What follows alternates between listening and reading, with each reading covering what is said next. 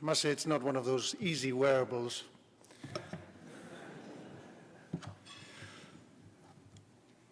President, Vice Chair, and Directors of the Foreign Policy Association, Ambassadors, authorities, ladies and gentlemen, good evening to you all. Special welcome to the Spanish contingent, which I believe is quite large this evening, and to the end of the hall where a group of students are attending as well. I'm really glad that you're here. It pains me, but I cannot begin my remarks tonight without a word of profound sorrow, disgust, and condemnation in the wake of the terrible violent attacks and killings that have taken place in the past days and weeks. Today, our thoughts and hearts are with the 21 victims of the Texas school tragedy. So I would like to express, on behalf of the Spanish people, my deepest condolences to their families and friends, to the US authorities at this difficult time. Dear Mr. President, dear friends of the Foreign Policy Association, receiving the Foreign Policy Association's medal is truly a great honor for me. Therefore, let me thank you dearly for this recognition. I am, of course, particularly pleased to be able to receive it in person after so many months or years during which COVID-19 pandemic prevented us from meeting face-to-face. Isn't it so much more convivial and pleasant to gather around a table, to toast with wine, to share conversations, to look at each other in the eyes and shake hands, than to talk through a virtual meeting or encounter. So I'm really glad we're here. President Noel Latif, Vice Chair Sabah, and all directors of the board, my sincere gratitude for this distinction. Of course, let me also congratulate my fellow awardees tonight, Valerie Biden Owens, Jay Johnson, Giuseppe Bono, and John Ablan. And of course, I would not leave this evening without a special mention of my dear Dean Emeritus of this Walsh School of Foreign Service at Georgetown, Peter Crow. Peter, thank you for those extra kind words. I always consider myself your student as well. I did have the privilege of sharing good times during my studies there in the mid-90s. And since my years there, 2 years in the master's program, I have greatly appreciated the work of the FPA and other institutions like yours, which provide us all around the world with well-informed analysis and better understanding of today's global issues. I last visited Washington, D.C. in November 2019. Actually, New York. The last time I was in New York was 2016, so it's been a while. On that occasion, November 2019, I joined the SFS's centennial celebrations, a splendid time to reflect and admire the school's achievements, and of course to see old friends from my student years, respected teachers, former alumni like President Clinton, Secretary Albright, Georgetown presidents Leo O'Donovan, Jack DeGioia, Dean Peter Crow, Bob Gallucci, of scholars and professors who shed light on the world we live in. Because light is indeed what we so badly need today, if we are better to understand the numerous and complex challenges we currently face and conduct ourselves, or lead organizations, enterprises, or nations. Over the last few decades, the international system has undergone profound transformations due to globalization, the effects of scientific and technological revolution, the emergence of new and assertive world actors, the exponential increase of available information and disinformation, a more realistic awareness of global threats, among other trends. But in parallel, more lately, we also see things like new shocks in global trade. Look at the chain supply. A polarized political and social discourse at a national and international level, and the questioning of democracy itself. As a result, today, the international order, some of its basic tenets and hopes, is once again under threat by conspicuous attempts to subvert it. In this context, our international system needs to adapt better and easier to the fast and abrupt changes that define our time. It requires reformed multilateral organizations in order to make them smarter, more robust and efficient, more accountable and transparent, in solving or minimizing those fundamental and long-lasting problems we share all around the world. We should therefore strengthen the international cooperation framework and its governance to address the global threats together, sharing the burdens and the responsibilities.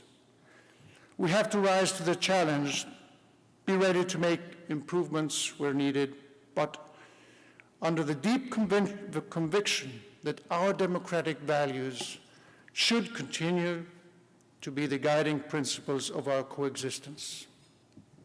Ladies and gentlemen, there is a war in Europe, a conflict that has brought back the dark memories of the past. Russia's unjustified and illegal invasion of Ukraine, which is causing untold misery and suffering, is in all our minds as I speak. This is a particularly dramatic episode in the long-standing global struggle between tyranny and freedom.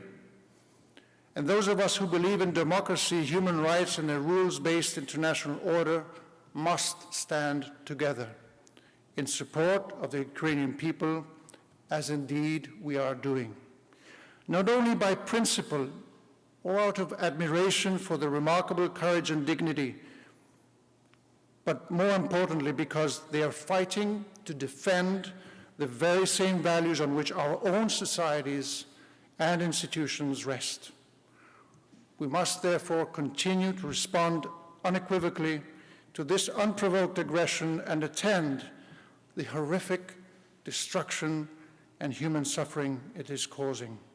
In doing so, we ought to reaffirm the democratic and humanitarian values that we share, not only in Europe and the United States, but also in much of Latin America, as well as, of course, in many other parts of the world.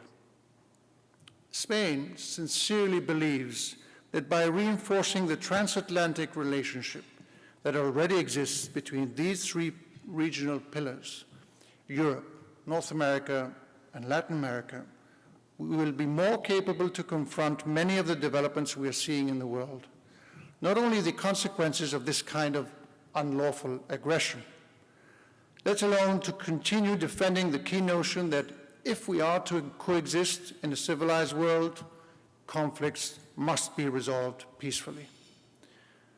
You should not be surprised to hear me stress the importance of Latin America.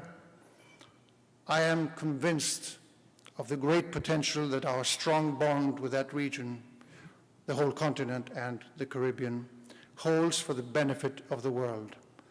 And I know they rightly aspire to play a greater and more constructive role. Spain brought to the Americas its language, its culture, but also its values and worldview, which were developed and codified by institutions such as the School of Salamanca, with its remarkable jurists, academics, and priests, which laid the basis of modern international law. The common values and principles that we share, such as equality and dignity of all human beings, the rule of law, and the respect for national sovereignty, nurture and sustain the wealth of our democratic societies. Sadly, these values and principles are once again under attack. Given our own difficult history, we fully understand the importance of the drama that is unfolding before us in Ukraine. As you know, only when Spain successfully accomplished its peaceful transition to democracy in the 70s did we begin to play a significant role in modern Europe and world affairs, particularly after we joined the EC in 1986. Democracy and Europe are thus at the heart of Spain's identity today and of how the world at large perceives our country, our society, and institutions.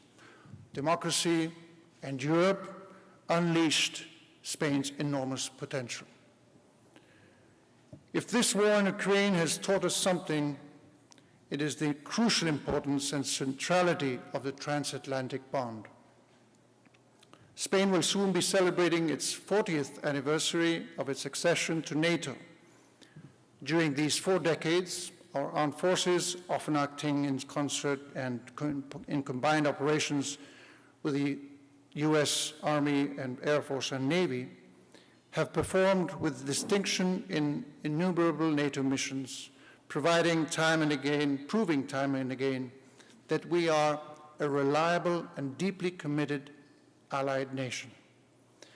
It is largely thanks to this unwavering commitment that Madrid will once again, after 25 years, host the next NATO summit in late June.